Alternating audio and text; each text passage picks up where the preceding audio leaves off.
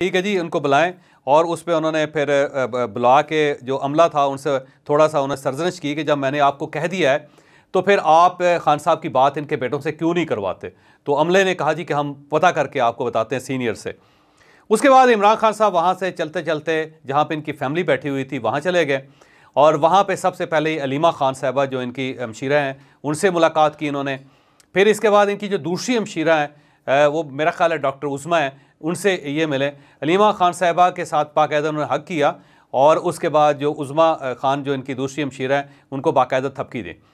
उसके बाद थोड़ी देर बाद वहाँ पे सिसकियों की आवाज़ आई और ऐसे महसूस हुआ जैसे कोई रो रहा है। फिर लोगों ने ये देखा कि एक जेल का एक स्टाफ ऑफिसर निकला अंदर से और उसके हाथ में टिश्यू का डब्बा था और उसने जैकेट पहन रखी थी और उसकी सफ़ेद रंग की मूछें थी।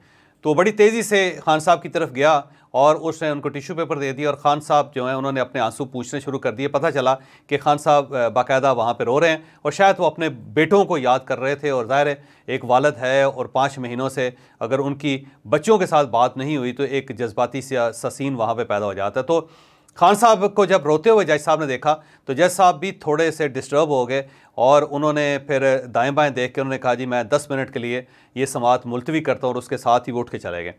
फिर उनका स्टाफ भी जज साहब का उठ के चला गया और उसके बाद जो नैब के लोग थे उन्होंने जब ये जज्बाती किस्म की सूरत हाल देखी तो वो लोग भी एक एक करके वहाँ से जाने लगे। फिर जो अमजद परवेज़ साहब उनके वकील हैं नैब के, वो चलते हुए खान साहब के पास आए और 6 फुट के फासले पर खड़े होकर उनसे कहा कि खान साहब आप अपनी फैमिली से मिलें और आप खुल के बात करें और उसके बाद फिर हम दोबारा वापस आएंगे। तो उसके बाद जज साहब और उनका अमला और उसके बाद फिर जो नैब के वकला वो सब वहाँ से चले गए और उसके बाद उन्होंने लंच ब्रेक भी की, खाना भी खाया और वो उसके बाद आधा घंटे बाद दोबारा वापस आए।